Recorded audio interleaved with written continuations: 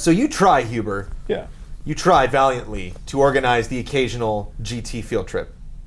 That sometimes you get people to go. Yeah. I need to be more studious with my lunches. I don't take lunch with you guys a lot. Yeah. Nor does Bossman. You guys need to eat food. Bosman and I are just going off. We're having secret lunches with everybody. Okay. But we all saw Mad Max. We all went as a group and recognized that this was a moment we all needed to share as humans, as connoisseurs of the cinematic arts. Yeah. And we're also connoisseurs of video games, and I've played Mad Max at Judges Week. And Mad Max, the video game, will not be as good as Mad Max, the movie. Sorry, everybody. That seems to it seems to be the angle that everybody's taking with this. I'm seeing a lot of coverage where they're just like, well, it's not as good as the movie. It's like, I was not expecting it to be. Nothing can be as good as that It doesn't movie. need to be. The Mad Max in this game is super generic. Like, he's definitely way more Australian. He just looks like a dude. You know, he's just kind of like, I got a beard. And That's whatever. more true to the original Mad Max. But I thought Fury Road did this actually, and I've talked to some people that objected that were like, Tom Hardy was like okay in that movie. I loved everything else, but Tom Hardy himself was like, kind of like lukewarm. And I think Max is supposed to be somewhat of a spectator. Like, I think it's like his world and you're living in it, kind of like Forrest Gump. Like, you've never seen the apocalypse. Yeah. So you've seen it through the eyes of Max. The way I've described it is he's not a human being or a character. He's just like a force of nature. He's like a gust of wind that kind of just points everyone back on track and then leaves. Because that's what he does. So you're definitely a force of nature in this game. So I started it like 4 or 5 hours in, so the car that I was in was leveled up a little bit, so they gave me like a bunch of weapons to try out. Can we talk about that first before What? we get into it? Driving. I'll talk about whatever you want. Please tell me. I love this game. This Tell game me was all about driving and driving combat. This game was one of my favorite games to demo from Judges Week. Not because I think it's going to be one of the best games of the show, but just because I've been waiting for a Road Warrior game for so long. And the way the demo was set up was really open. It was the kind of thing where, like, even if you tried, you couldn't do everything you can possibly do in the time that you have to play this. So just to be clear, game not as good as Fury Road, Right. but still good. But still great. Okay. Yeah, still question. very good. Can you get out of your car while driving and leap on another car? Yes. Yes. I don't know if you can attach yourself to another car. That might be an ability that he gets later on. Awesome. That would be super cool, especially if you're taking on bigger trucks Yeah. and stuff like that. There was like a moment, spoilers, but there was a moment where like he, in Fury Road, where he like single-handedly takes on some cars. So it'd be cool if you had that. You could set traps and stuff like that. So, sorry, driving. Driving, how's it feel? Driving feels good. It's kind of loosey-goosey like GTA. A little slippery, obviously slower when you go off-road, and you can drive faster when you get on-road. The thing that's nice is there's like some canyons or like caves, so you can get into tight quarters if you want to. But if you set a GPS and it's like, oh, I gotta follow the road around there, or just jump off this cliff, and you have a guy in the back of your car that's your mechanic, and he'll complain when you're like, if you like do a big jump before you hit the ground, he's like, careful, you know, like, but he'll specifically call out like what part of your car you're damaging by doing that, and then your car has a general health meter that I'm sure you can like level up and buy more stuff. I wonder if can, there's like, a story that explains why he's there, because Max name is is- always reluctant to pair up with somebody. His name is Scumbucket. Cool. And he hangs out in the back of your car. He'll repair your car when you're idle. So if your car is really damaged and you like park it and don't move, he'll like physically climb over the car and go up to like the part that's like a tire or something, and he'll fix the tire or like fix that part in real time.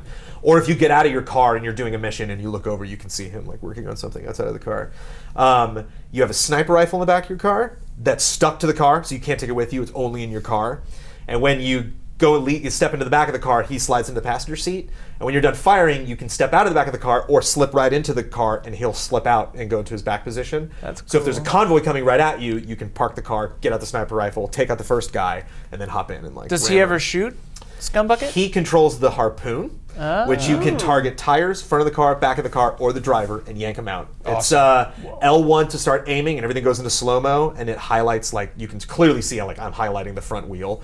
If you take a wheel out, guy's gone. But there's, like, 8 cars, potentially, that are, like, in a convoy. Is it pretty wacky and chaotic? Like, I'm thinking the old, like, off-road games when you would, like, lay oil on the ground and the cars drive over it and they're all slippery. I'm sure there's more stuff like that, like there'll be spikes and oil, and stuff, but there wasn't anything like that so far in the game. Flamethrower that shot out both sides of the car, but it uses fuel. So it's like it uses your gas, so you gotta be. I'm you a know, little- you can't, I'm a little It's super upset. powerful, but like if you miss, it sucks, and if you use it too much, you're. I'm a little upset your that there's gas. GPS, because that's kind of part of the like world Yeah, it's one of the concessions. that it doesn't to the game. work. that's Yeah, I what, like, guess you it's a have to video have game. waypoints, I guess. One but- thing that might seem a little procedural and annoying, but for some reason I love it. How you refuel your car. There's a gas canister that's in the back of your car. I think you can only have one. Maybe you can level up later that you can have 2, but I can only have 1 in the demo. You have to get out of your car, take it out of the back of the car, and actually physically fuel your car in real time. I like that. You can't just pull over to the side of the No, road it and do makes it. it dangerous. Otherwise, like some convoy's going to come up and try to take you out. So say I would like drive into a place, and again, this is something that's just like, I wish it was automatic or something your mechanic would do. But for some reason, I really like you having to do it. So if I would pull into a place and see a gas canister, I'd have to think, how much gas was in the canister that's already in my car? And I'd get out, open it up, check, fill up my car to the point where I I have a little more gas in this canister, but whatever, I got a fresh one over here. Chuck it, and you can actually throw the canister, take the new one, put that in my car, and then drive away with the full tank. So you still do have to get supporter tank. You can light the tank and throw it. And there's some missions where you have to blow things up, and there'll be a tank nearby, so you can pick it up and light it and throw it, or just throw it and chuck a grenade on it, or shoot it and blow it up. So I like that there was more to just fueling a car than pulling into a place and activating a quick time event. And some guy will just come out and automatically do it. How's the music? It was pretty tame. I had headphones on, but I didn't really. I want it to be constantly going. Yeah, exactly. You can maybe you could just be playing put the soundtrack PS on. Music or whatever the app is. Put the soundtrack to Fury Road on. Yeah, and then just loop Blood Bag. Yep. Or Brothers in Arms.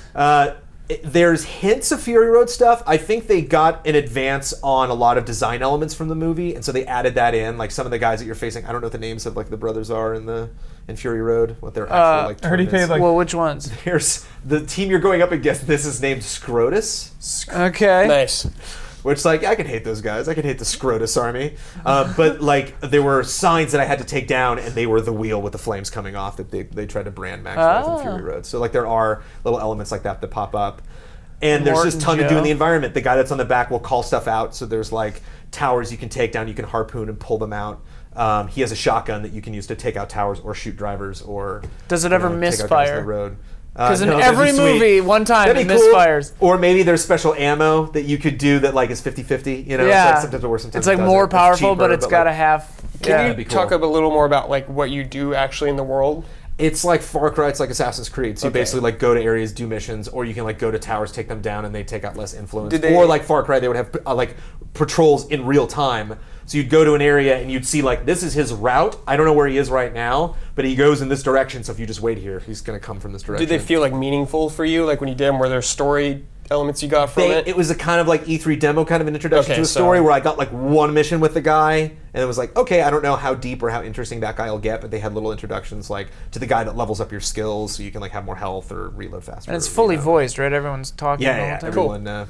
I have one last question. It's out in the open world. There's hot air balloons you can get in to help you mark the area and discover stuff. Oh no, radio towers. Oh, is that the? Oh no, is that the version of radio towers? But they're hot air balloons, so it's cool. Well, that is cooler, yeah. Just kind of there's a lot more emphasis, kind of like Far Cry, on the world being dangerous. So it's it's not. Again, you can't just it's like Red Dead. You can't just put the controller down, and a bear is going to come up and maul you. Right. Guys will come up and take you out. And your car is the car, right? The last of the V8s. Yeah. Okay. It's called the Magnum Opus. I remember when the Avatar game came out, and I happened to like Avatar quite a bit, and I wanted to just see more of the world and go in there, and the game is rough. The game's not that great, but it was fun just seeing a different side of the universe.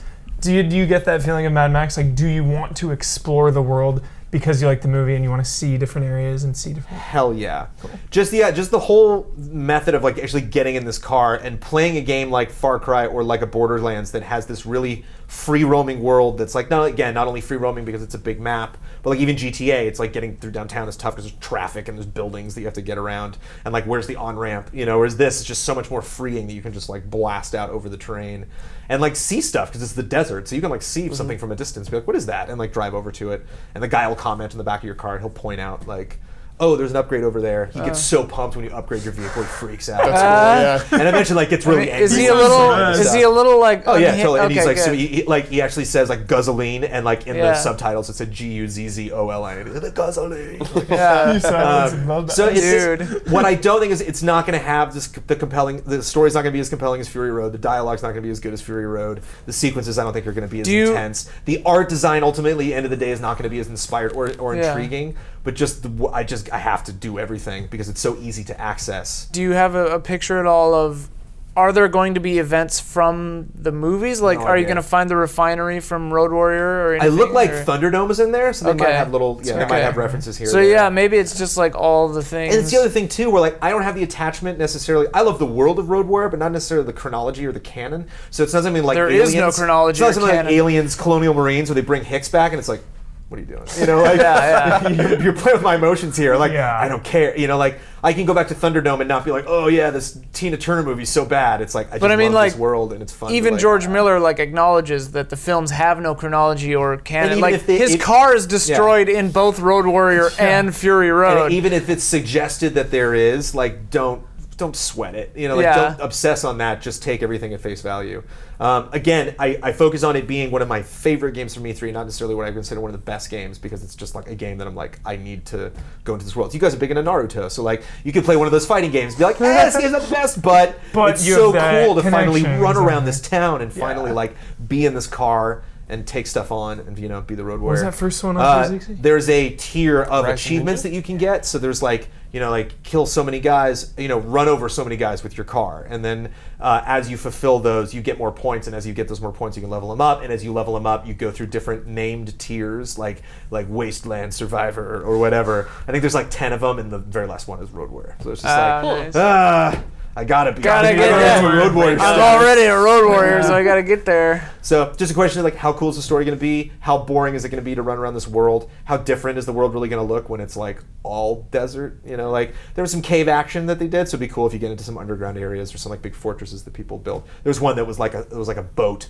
that had clearly like the ocean depleted, so this thing just kind of rested on top of a mountain. That's the best thing about Mad Max is like in the first one they're at the ocean. There's like civilization, everything's fine. The second one, there's like nothing. This one, like they get to the ocean, and it's clearly the ocean. There's no water at all, and you're just like, oh man. Yeah, Desolation's fun. What is happening to this earth? Repetitive. Combat's like Arkham, but really bloody. Where Batman's like, I gotta defuse the situation. And Max is like, I'm just gonna kill all of these guys. All of you. Cool. Shotgun them, you know, throw them into that. How's the shotgun? Bunch of barrels. Like, it's great, and it's not. Good. Is I don't know ammo how many more sparse? guns you're gonna have.